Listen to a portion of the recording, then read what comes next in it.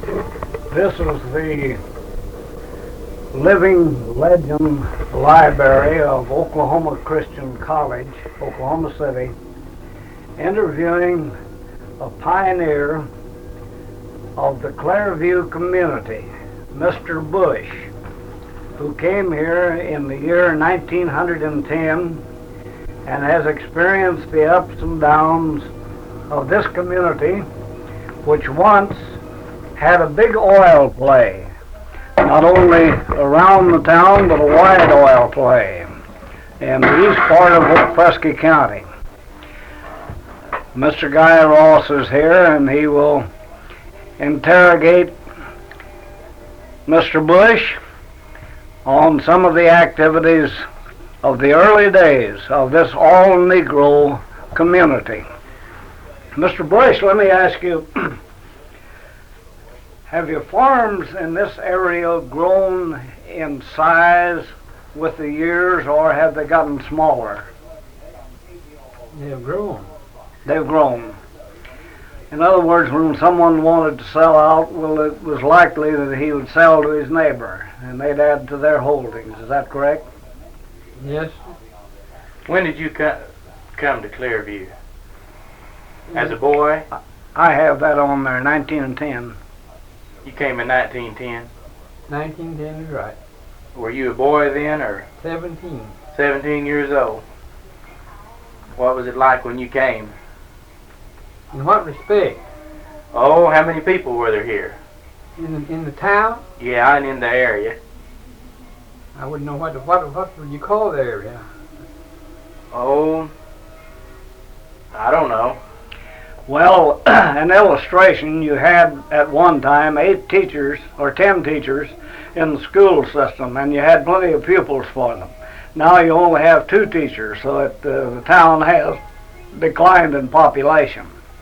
Yes, but see, most of our students came from the rural. We had two buses. And you were clerk of the school board? Yes. How many years? 25 years. 25 years. Yes. When was that you were clerk? When did you first get on the school board?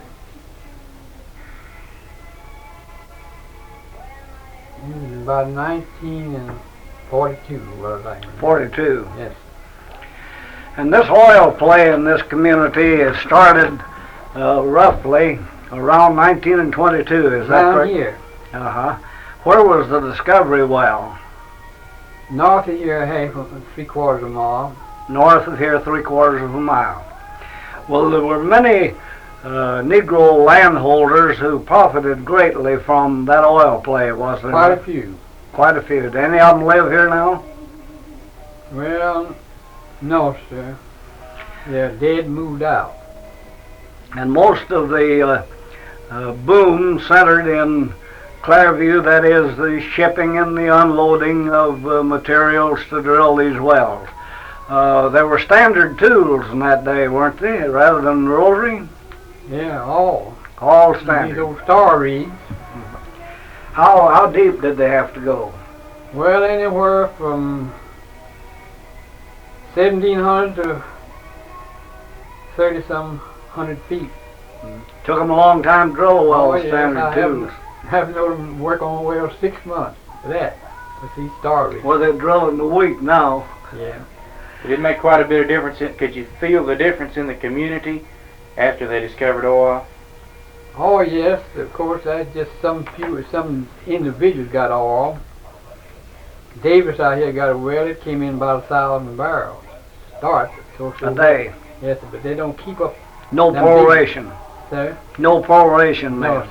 No, you can sell all you can get. Oil was selling high at that time too, Yes, wasn't it? About $3 a barrel or $4. At one time it was. Of course, it went down Yes. since then. Did the community experience growth because of the oil? Not much. It didn't. No, sir. Was there a time in which there was any boom in Clairview? Well, not no stable boom.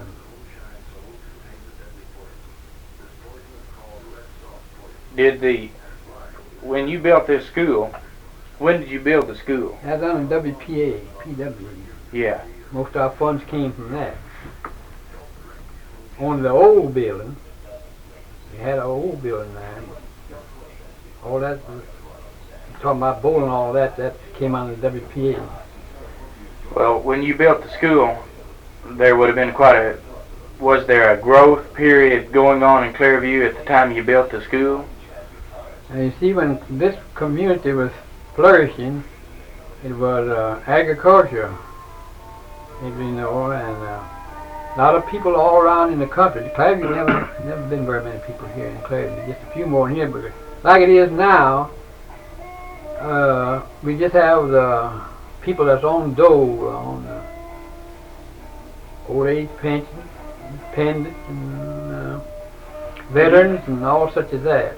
Did you know Doug Sharp? Oh, I knew him very well. He was quite a rancher, wasn't he? Yes, Farmer. at that time. Married an Indian woman. Yes. At first, wife was of full blood. Yes. But she died. Did economically, I assume,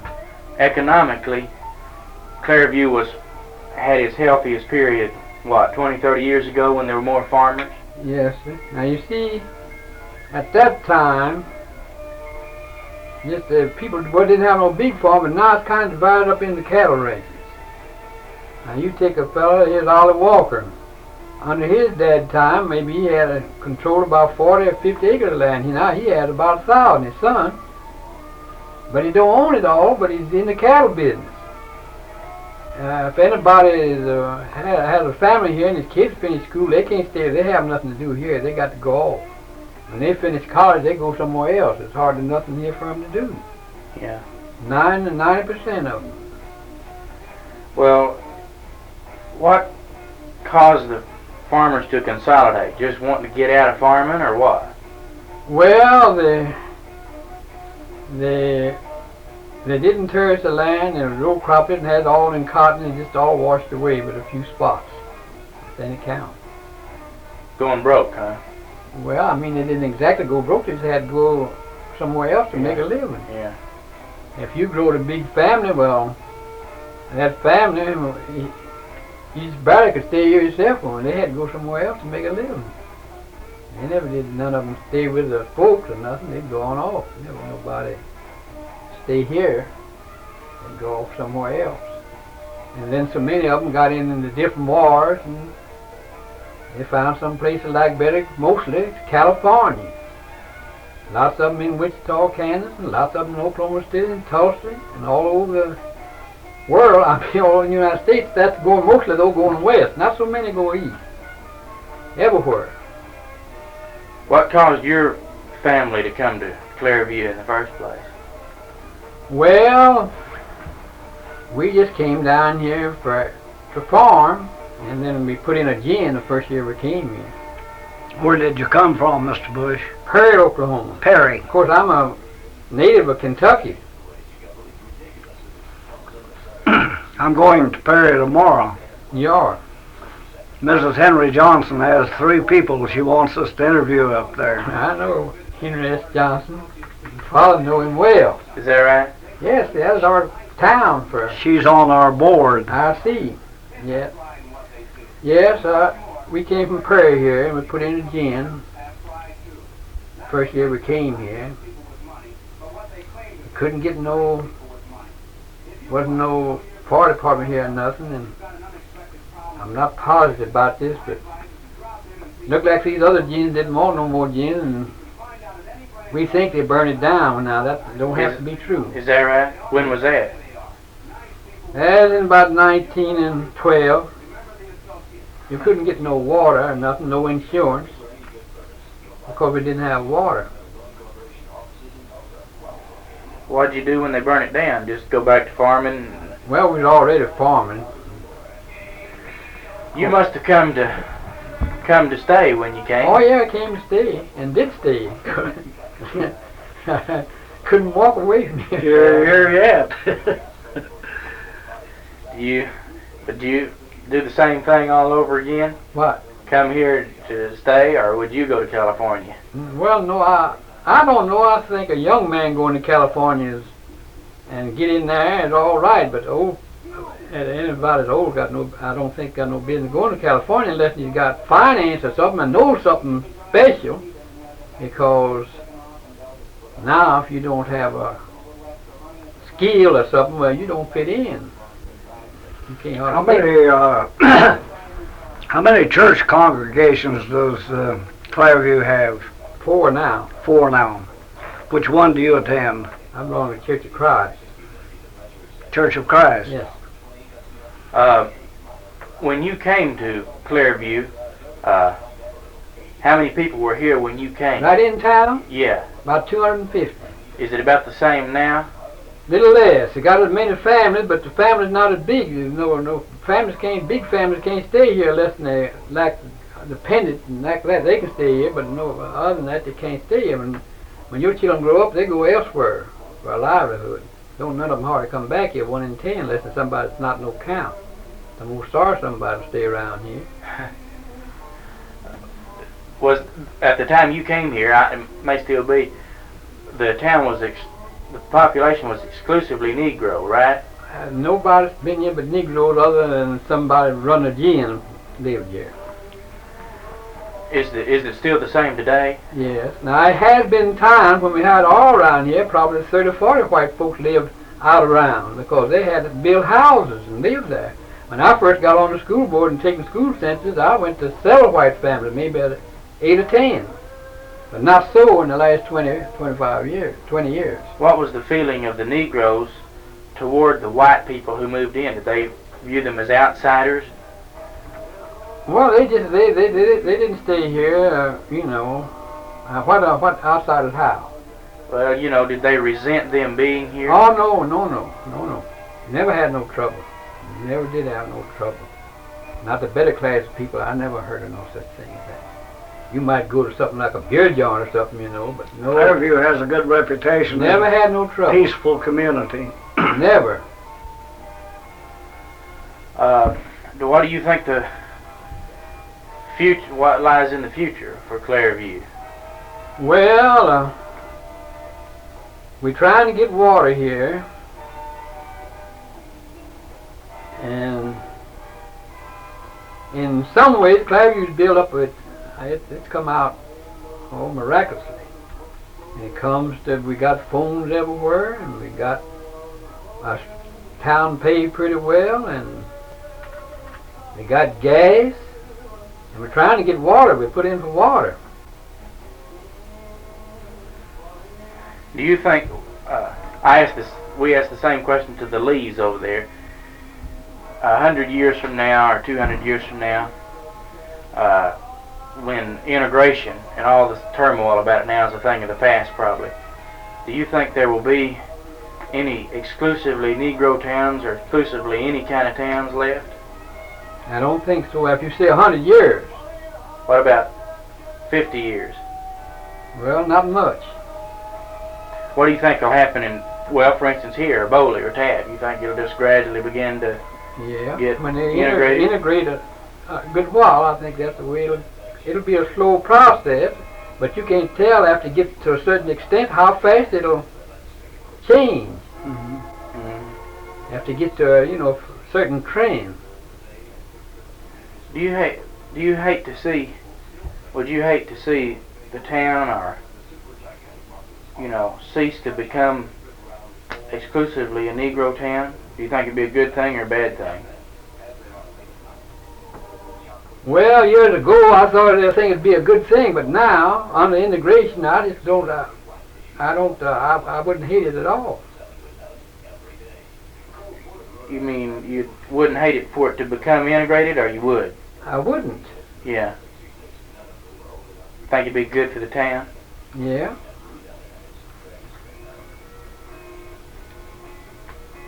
Do you still operate a grocery store? Not now, no, sir.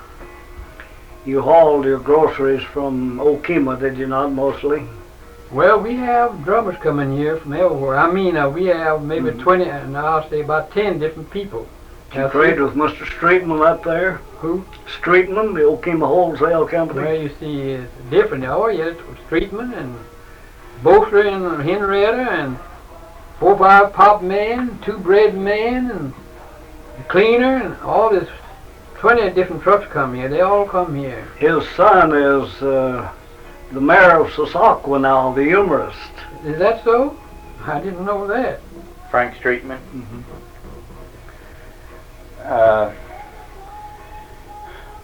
That's about all I know to ask. Well, I think that's...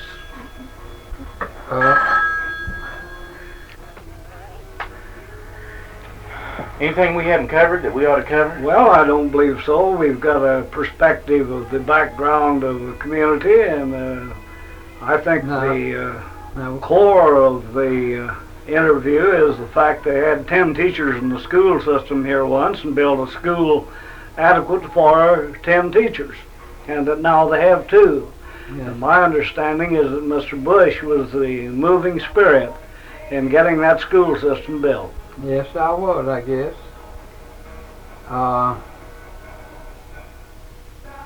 All we used to,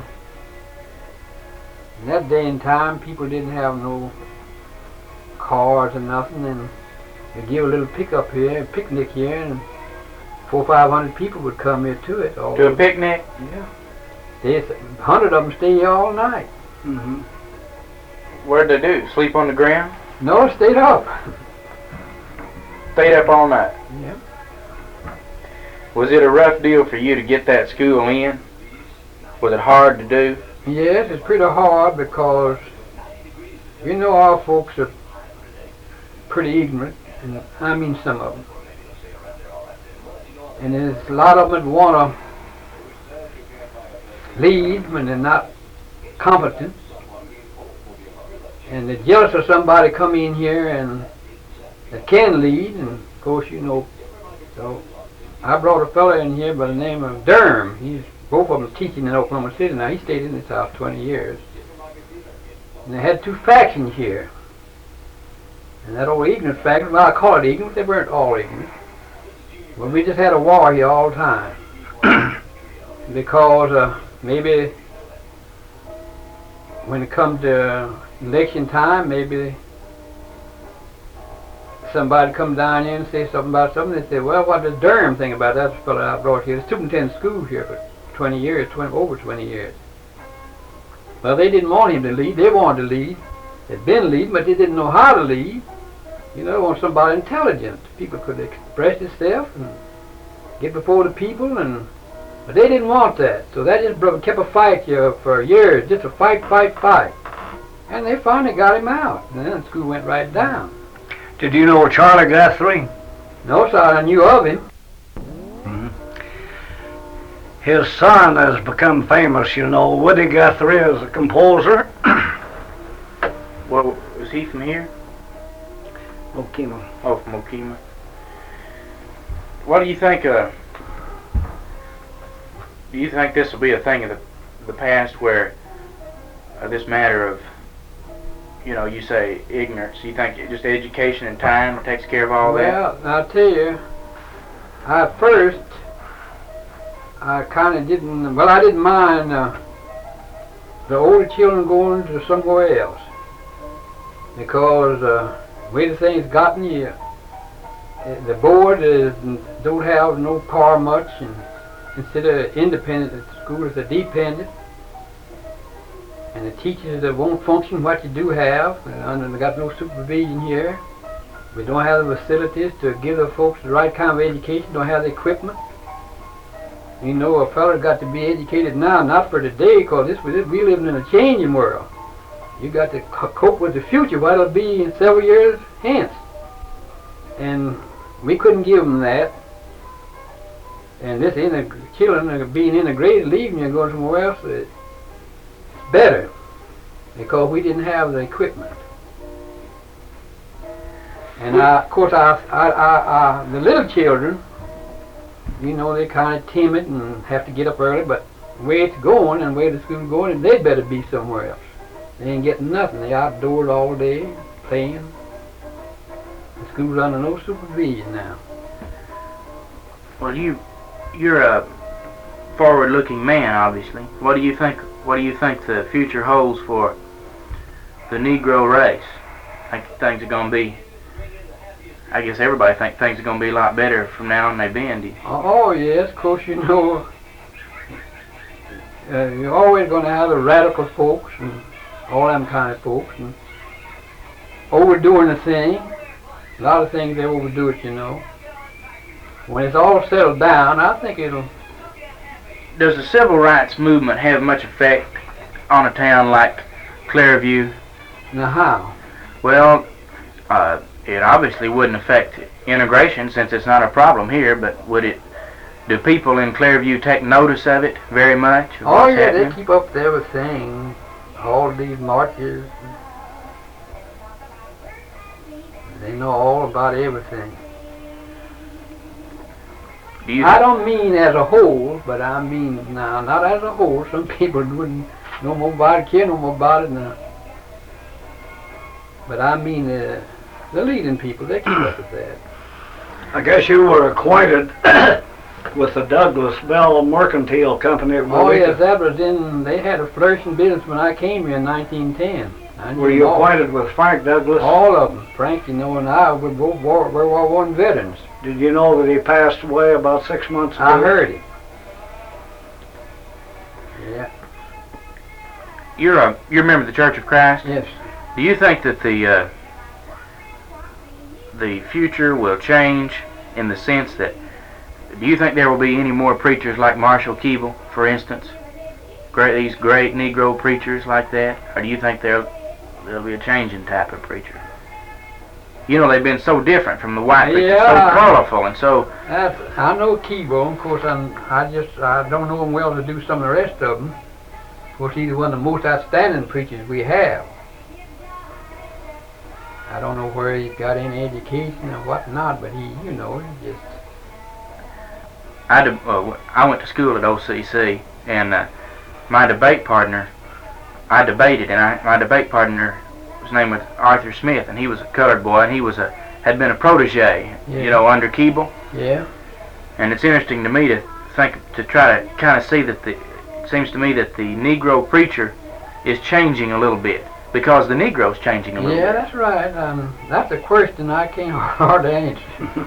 And I can't hardly answer that. It's interesting to think about anyway. Yeah, that's right. It's a good question, but... No, well, I came from Kentucky here, and we moved up that prairie, and there wasn't but 2 colored families there. We was out there, I might say, on the 101 ranch out there, Miller's Brothers. What part of Kentucky did you come from? Well, probably you heard of Lexington. Sir? Lexington, pretty close to Lexington, in the bluegrass region. And so I never did get any education now. Just 2 families there, you know about how that was, Bushes and Mayberry.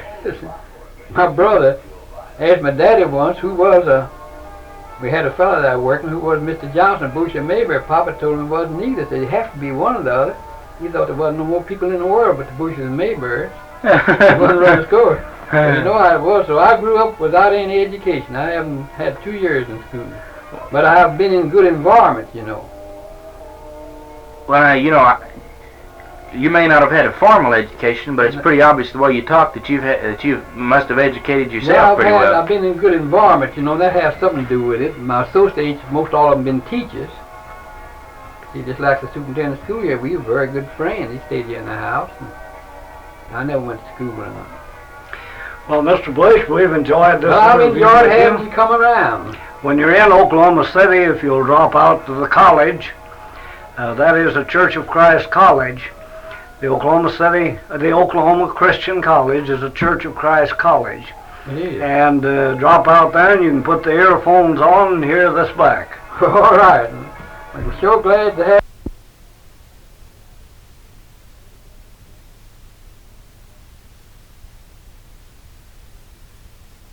I led a small can down in the well with a weight in it and pulled it up, and it was full of heavy oil. And then I noticed the draw running from the well had asphalt in the sand down the draw for a distance of 40 or 50 feet. And I asked him how he says, well, it was drilled. He said he thought it was drilled over 400 feet. And he gave me the name of the man that had drilled it. I do not now recall it. But I decided right then I'd buy that land. Not only because it was good agricultural land, but because it had prospects of being oil land. Of course, I wasn't familiar with oil at that time at all, except in a general way, like other people in this country. However, when I got back to town, I made inquiry among the older citizens about that well, and learned at that time that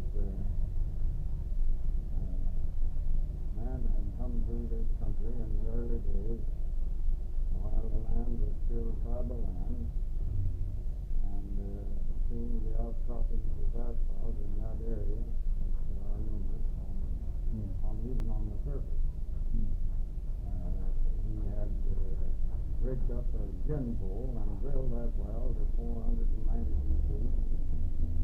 When the well flowed oil and ran down the ravine. And he then consulted with the firm of Cruz and Blakemore about how he could get title to that. The lawyers here. And they told him there was no way to get title to it at all. It was tribal land. And he made arrangements with them that he would keep in touch with them, and whenever circumstances changed so that he could get title to it, so I'd let him know and he'd come back. He went to South America and died. I can't remember his name. I do have his name in my old record somewhere. That has never been written up that I remember. No, I didn't see it. But I discovered that he was in jail that afternoon. What? I discovered that he was in jail that afternoon. Yeah. Did you drill on this particular farm? Or? Later on? Yeah. After the healing field came in, within less than a half a mile of this old well on the side of the hill there, we brought in a 33 million foot gas well at a little over 600 feet. 600 feet. And of course the regular depth of the healing band was 900 feet. And what was known as Franklin number 1 in the section 8, 4 south, 3 west, came in as a flowing well at a depth of 900 feet. Do you recall what month? 18 feet in the sand. Yeah, what month did you first go out there? What month and the year? Was that 1913 or 19? No. No, the field was discovered in. Yes, it says here the field was discovered in 1913. Yeah, that was, of course, the old well that I told you about. Yeah. Was drilled. The old well was drilled in about in the 1880s. 1880s, I see. Yeah. I see. And so that was an authentic confirmation in my mind of oil. Well, we went ahead and bought this Gilbert Ansley land. And the discovery well of the Healing Field was drilled on that land in August 1913. So according to this, Known as, the well was called Lord Franklin number 1. At that time, were you in partnership with these other fellows or by yourself? Apple and I were law partners. You were law partners. And Ed Galt and Roy Johnson had learned about this. And they came to see me one day and wanted to get a lease on this land. Said they were taking up a block of leases. The idea of getting a well drilled, and that resulted in our joining forces. That's where the Crucial Oil Company started? And Ed Gross and I went out then and leased approximately 6,000 acres in that area, I'll get 4,000 in the city west. And later on, in 1913, I negotiated a contract with J.M. Criswell of Titusville, Pennsylvania, to drill 3 wells on this block of leases for a half interest, checkerboarded in 160-acre tracts as near as may be. This was not homestead country, therefore the tracts were irregular in shape, not allotted in 160-acre tracts. Later on, J.M. Criswell sent me this paperweight for my desk. It's wooden and made out of a wooden conductor in the first oil well in Pennsylvania. I was noted on that. Yeah, 1859, yeah. Made from the original conductor, Drake Well, drilled in 1859, Titusville, Pennsylvania. Ward Franklin from J.M. Criswell. Ever since. Now, Then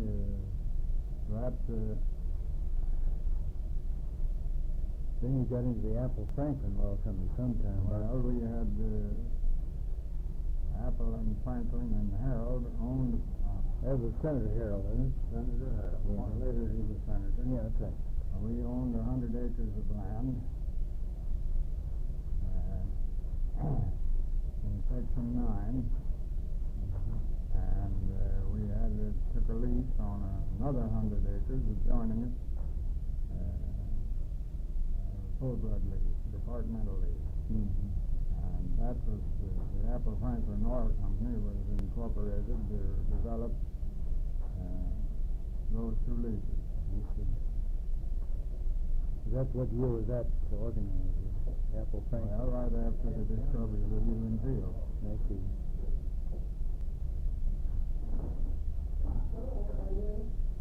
And you said it says here you sold out the Criswell Oil Company in 1916. Yeah. Who bought it? Sold it to Harry Sinclair. Harry Sinclair. How long did you operate the Apple Franklin? We sold it at the same time to Harry Sinclair. Same time, I see. And it says here you operated independently until you organized the Works Franklin Petroleum Corporation in 1927. Yeah. Did you all operate just in this particular area, Hilton, or other places? Well, in this area, I had considerable holdings in the Ewart Field after it came in, and the Fox and Graham fields, and developed them and drilled many wells extending those fields. Yeah. Well, you came to Oklahoma City about, weren't you with Joe Crum on that well north of the Capitol there? You're up north there? When I drilled that well, that was the first oil well in Oklahoma County. When did you first become associated with Joe Cromwell? You had the Cromwell Franklin Oil Company, remember? Was that organized in 27 also?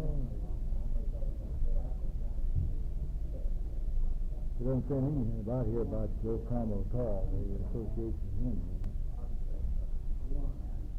I was just wondered about it because I knew that. Well, Joe J.R. Cromwell, Yeah. 1928.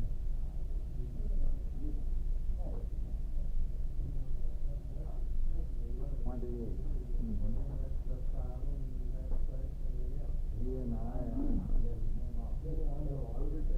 good friends in those commission days. Muskogee. Was he a lawyer also? No. He was working at that time in the office of J. Blair Schoenfeld, the United States Indian agent at Muskogee, while I was with the Commission to the 5 Civilized Tribes. I see. But he had he was a pretty good geologist, while never having been educated for that. He's one of those self-educated geologists, and he had previously discovered the field that is known as the Cromwell Field. I know that Cromwell Field's named after him. Named for him, and that sand is named for him. Yes, sir. And he went over to Oklahoma City, and I believe he had discovered evidence of structural condition. However, at that time, the geologists, including the state geologists and the geologists for the major companies, thought that Oklahoma County lay in a great synclinal basin. Due to the thickness of the redwoods at that point and the fact that it was in a syncline, no oil was ever reproduced in Oklahoma County. Nevertheless, J.R. Cromwell went ahead with a well out north of the capital. And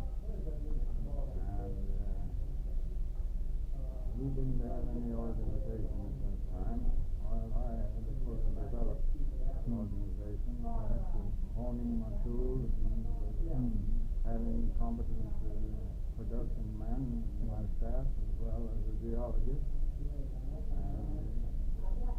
And he said he would keep me advised on that. I bought 25% of the stock of the Cromwell Oil Company. It later became the Cromwell Franklin Oil Company. And at the same time, Cromwell and I proceeded to lease up 4 different blocks of leases around Oklahoma City. Nobody wanted them, and we got Prosper Park for the city. That's one of them. And we had several other of the city parks there, which we leased from the city council at Oklahoma City. And when Cromwell was drilling his first well up north of Oklahoma City, he said, if I get anything, I want you to come up and help me handle it. You've got the organization and I have it. And he said, we'll make a code, and if you get a telephone call saying that the trees grow tall, that means I found the sand. And you come up here immediately. Well, I got that kind of a telephone call about midnight. Before morning, I was on the derrick floor. And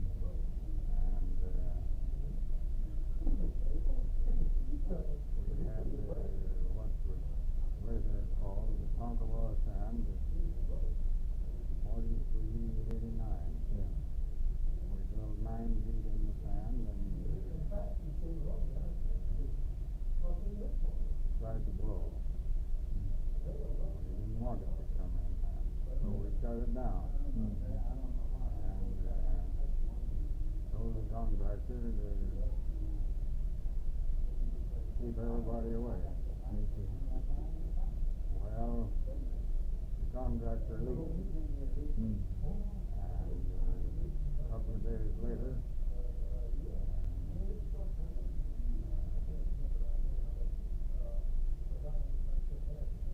one of the major companies approached us to buy the whole block. Which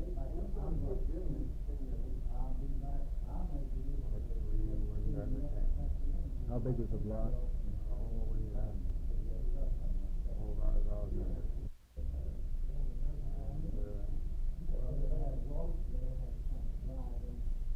And trying to think of the chronological order. I know, yes, sir. Then we went back to the well. And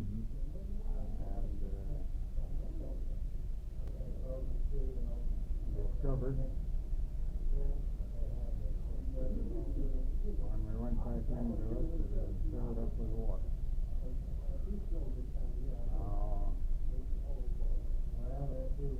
The contractor insisted that he had left it go down just the way I left it there with him, and had not gone back in the hole.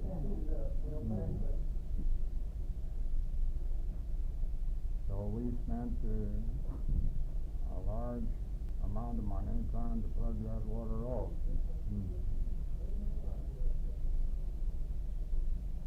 Thinking that it was bottom hole water. We failed. But we finished it as an oil well, and while we were bailing it, it flowed and hit the ground block. We put up our tanks and called it a precursor. Now that was the Edwards well. Yes.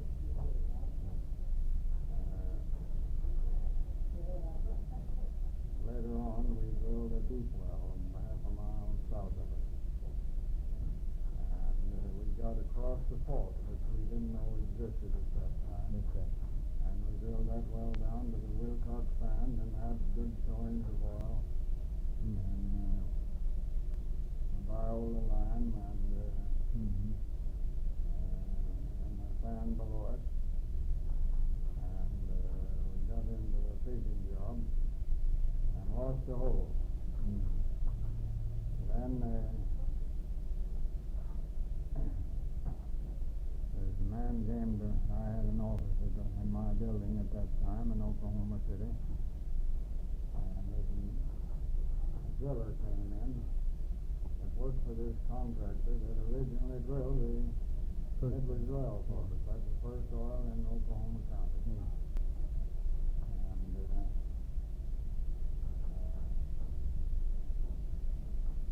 my secretary tried to keep him out because he thought he was just going to take up a lot of my time just listening, and he wouldn't tell her what he wanted. So she came in and told me that this man insisted that he had something very important, but he wouldn't tell it to anybody but you. Well, I said, bring him in. And he came in, he said, Mr. Franklin, my conscience has hurt me so bad ever since you drilled that Edwards well up there that I just can't stand it any longer. I've got to tell you what happened. He said, after you left that night, we got orders. He said, I was the driller on the well. We got orders that night to go into that hole and drill it on down. And we drilled it 18 feet deeper. And that's where your water came from. Yes, sir. And the well was ruined. And You had an oil well before there. It filled up with oil, I guess. oh, it flowed. Flowed, absolutely. Yeah. I see. If we hadn't drilled it into the water, we had a good well. Yeah. And he said I just couldn't stand it any longer, and I had to tell you about it. Well, I took his affidavit as to the facts, and Yeah. that's the reason the contractor had leaked it to the Magnolia. Yeah. Magnolia was the company involved that tried to buy us out. They want to know. And they bribed the contractor to drill the well on down and got the water, so they cooled off pretty rapidly after that. Now that's an incident that delayed the ultimate bringing in of the Oklahoma City field. Yeah. Well, I can gloss over that so it won't be any libel or anything like that. You've got to be careful about it. What if I write? I want to tell you Well, about I it. can't I want to take you. I can't remember the name of the contractor. Yeah. You if I wanted to tell who it was, but don't use them to just say the name of a major company. No. But whatever I write, I want you to check it over before I turn it loose. That's what I've done with Frank, too, and everybody else. Well, that's an interesting Now you've got there. You've got how we found the Union Field. And then this Oklahoma City. Now, when did you buy the Franklin building there in Oklahoma City? I just phone information more than anything. You bought that building up there right by the Petroleum Club now. It's called the Gross Building. Gross? Gross. Yeah, it's called the Gross Building, and after I bought it, I turned it into an office building, and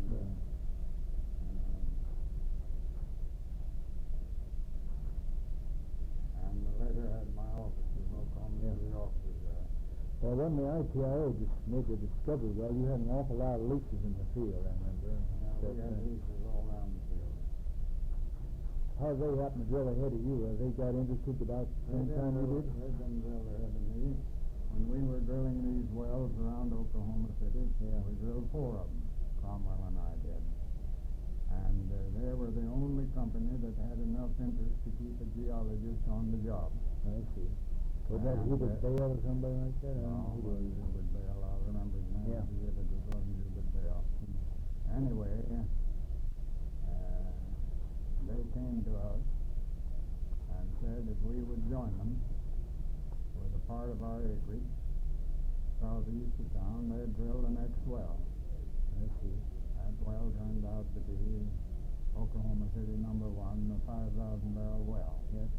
You have an interest in that We well? sold Blue and Foster, Yeah.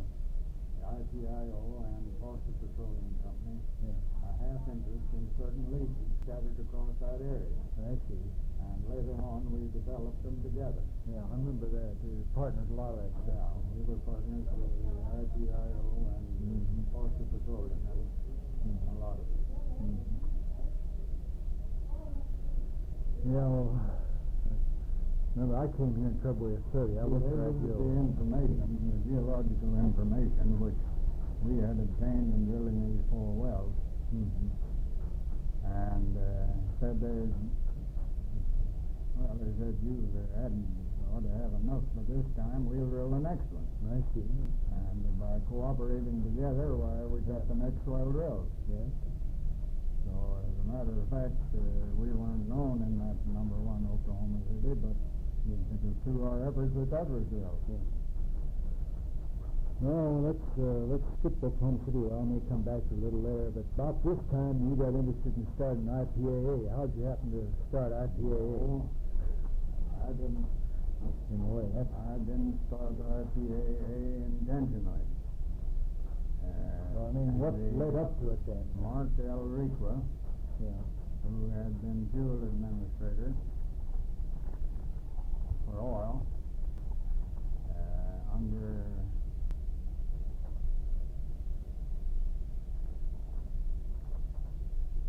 you have to look this name up, Donald, under fuel administrator for oil under the fuel administration of the First World War, conceived the idea of forming an interstate oil complex. Oh, yes, yes, yes.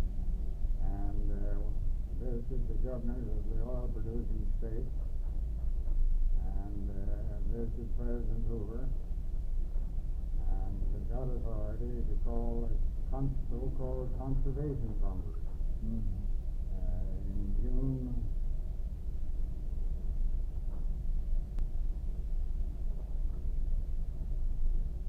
Well, I think I've got information on that. I can pick it that day.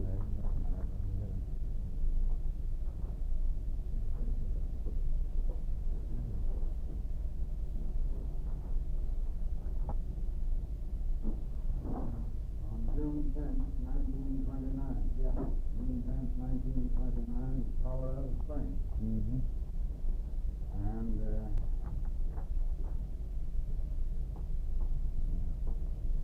the whole industry was invited to attend.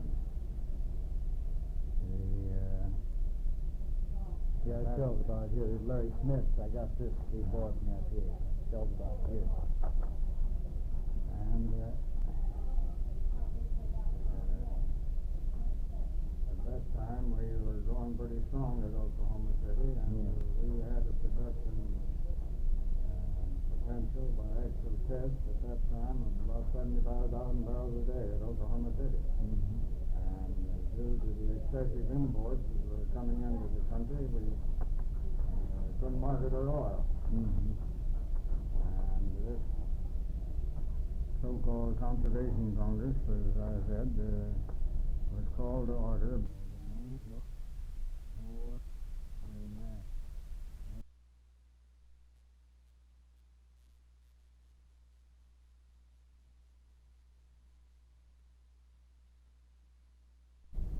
A group of Ardmore oilmen called on me to go there as representing the southern Oklahoma. And the governors of the various oil states had either went themselves in person or sent somebody to represent them. When Rica stated the purpose of the calling it a conservation Congress, he stated the purpose to be to form a compact among the oil states to, in effect, shut down domestic development and use up the foreign oil first. Now, at that time, I was the director of the American Petroleum Institute and was a member of the Committee on World Consumption and World Production under the chairmanship of R.C. Holmes, then president of the Texas Company.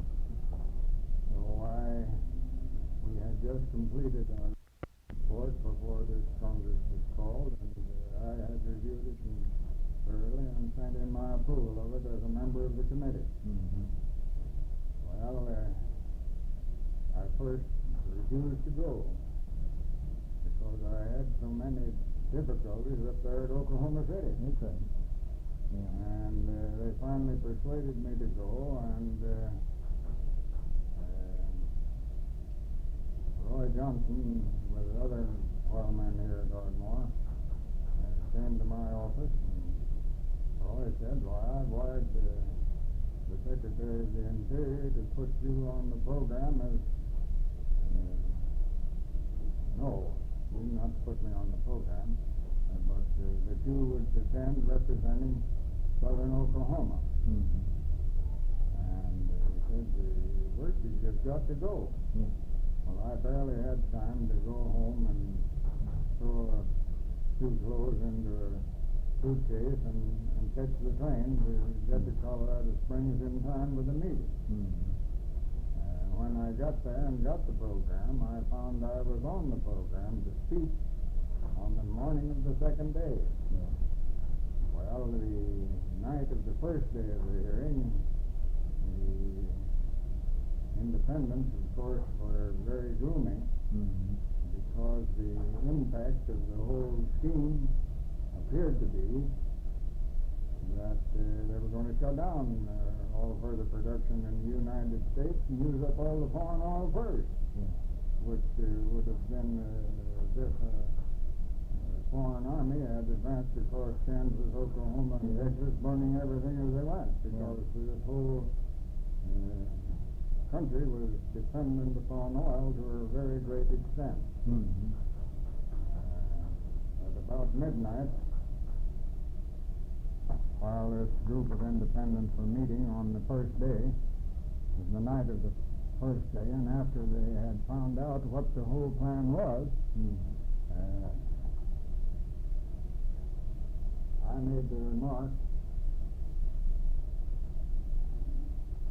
that if I had a stenographer, I was in a frame of mind to dictate a speech that I would deliver on the next morning, as Liqua had required that a written copy of any speech had to be filed at the time the speech was made.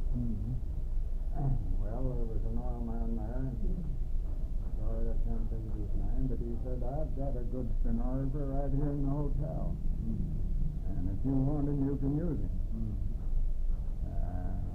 I'll go get him. Well, I said, send him up to my room. And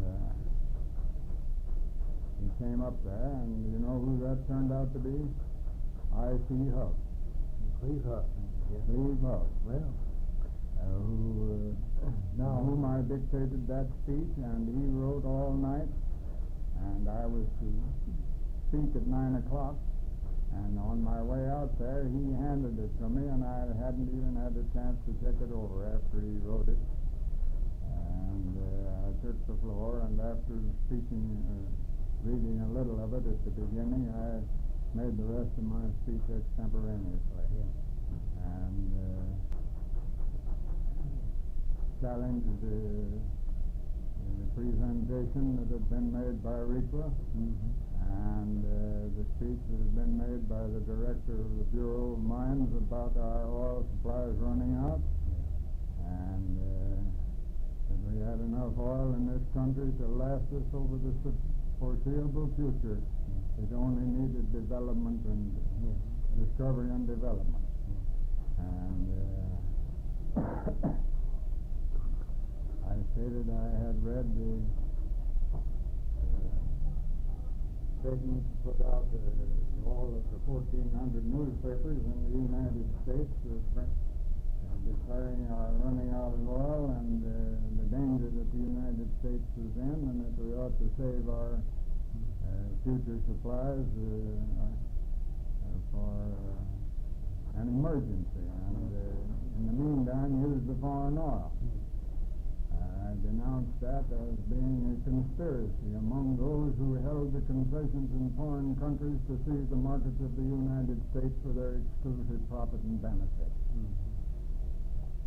And put forth the idea that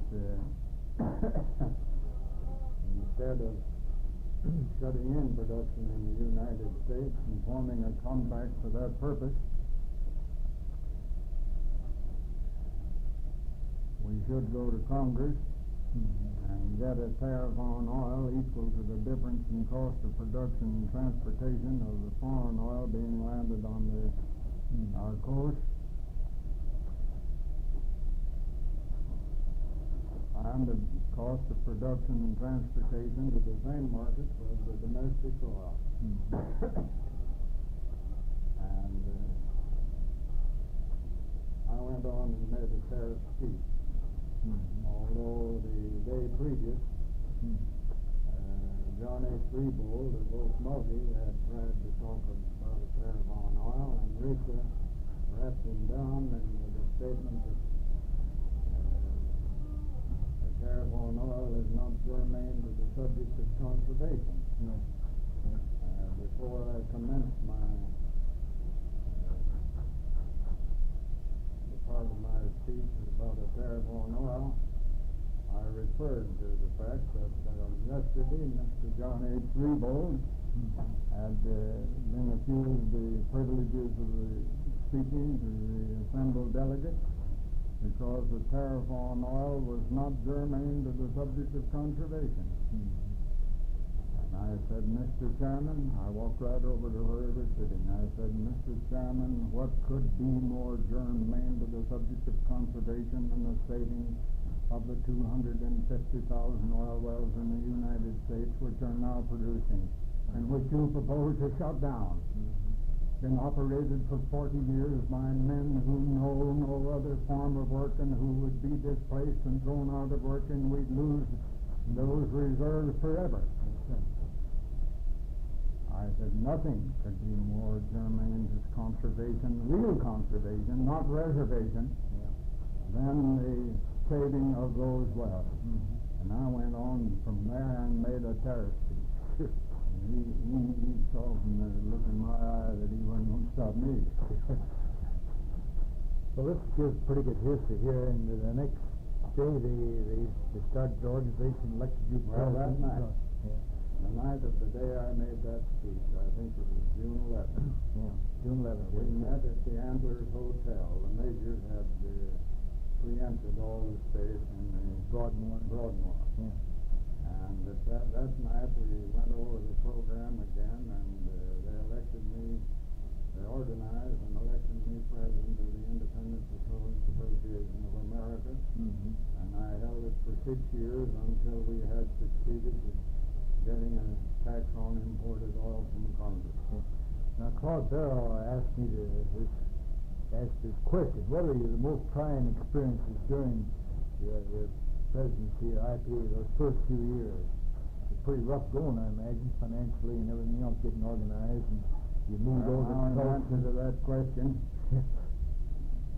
is, you say it was pretty rough going, because the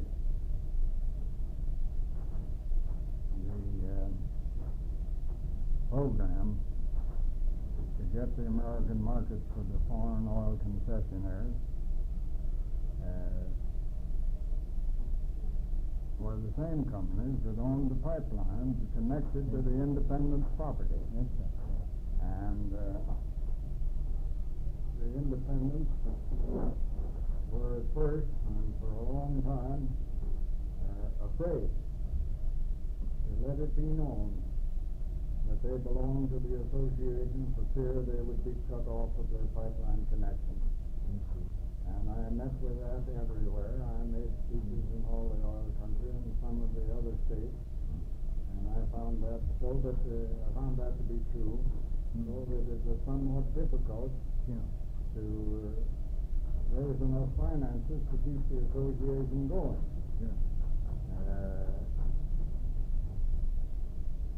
However, some of them would give their contribution to me personally on my promise that it would not be divulged, and they would support us financially, but they couldn't afford to be known as belonging to the association. And that was the most trying period. And even then we ran out of money, and I made up any deficits and kept the thing going. Out of my own pocket. Now that situation changed. I finally put through a resolution to the board of directors of the American Petroleum Institute endorsing tax on imported oil. I fought that in a meeting in New York. And what was that? What year was that? I think it was in 31 or 32. I see. Well, me and find even then, after that, after it had been endorsed by the API, and to do that I had to get the vote of a considerable number of the major companies, as you know. Yeah, that's it. And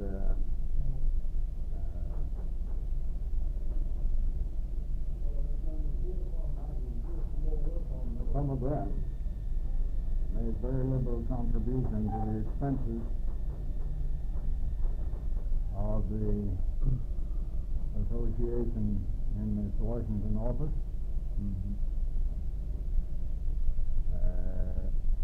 Giving the checks to me personally. And I opened a special account in the Ridge National Bank at Washington called Wirt Franklin Special, and used that money for the association. And at the time my term expired in 1935, and I refused re-election, I thought 6 years was enough for any one man to devote all his energies to it. I had a considerable balance left in the Ridge National Bank, which I checked out to the treasurer of the association, and I kept the names of those donors, major company donors, who were told me they were being hurt by imported oil just like the independents. And I kept that secret and I never told anybody about it. Now here's a point here I'd like to ask you about. It says in 1929 the Bureau of Mines was about to close down the experimental shale oil plant at Rifle, Colorado for lack of funds. The IPA president, Wirt Franklin, contributed $25,000 of his own money, prolonged the operation of the plant for sufficient time to get usable data on recoveries and character products. Estimates of probable shale oil reserves made by technical men both in and out of government have already existed in public form. Any comment on that point? That was kind of interesting. Who wrote that? This is Larry Smith wrote back this in 1951. You helped him keep that plan going. Well, I helped in keeping it going, but I don't remember getting $25,000 of my own money. I put up more than that previous to that time to keep the association going. You know, this is and of course then I went before the committees and helped them get the appropriation. And making a direct contribution with that, I don't recall it. I think I would if I had done so. Yeah. Now the All Headquarters Association moved to Tulsa in October 30. Elmer Bond went over there, and Russell Brown, Bowles, and then there's a Tariff Commission report back here. We got that. We had that night, you know. We had that Tariff Commission report. Got it authorized in Congress. Then you got Buckner in there, I guess, that you... I put in and then put her bell in. My father wrote the bell. Mm-hmm. Now, the next thing comes up is the NRA. Any comments on that before we get into PAW? You said something about Ickes. But he didn't know anything about the NRA and so forth here when you first started out, didn't you? That Ickes wasn't consulted or something? Oh, well, sure. He was patrolling administrator under NRA. Yeah. But when the Supreme Court held in what was then known as the Six Chicken Days, That's Texas, that the proceedings were invalid.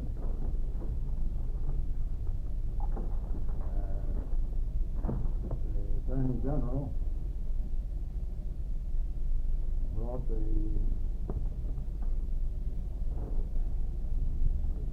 suit against most of the major companies and a few independents under the antitrust laws, and brought it in the United States Court in Madison, Wisconsin, far removed from the oil industry, which in itself was quite a discrimination against the oil industry. And having been the first chairman of the Planning and Coordination Committee under the Code, and under my chairmanship practically all of the policies and principles were adopted with the approval, with the consultation and approval of Secretary Ickes as Petroleum Administrator. When these men were held before the federal courts because of their having cooperated with NRA and the Petroleum Code under Ickes, were indicted under the antitrust laws. And I was a witness and was on the stand for 4.5 days.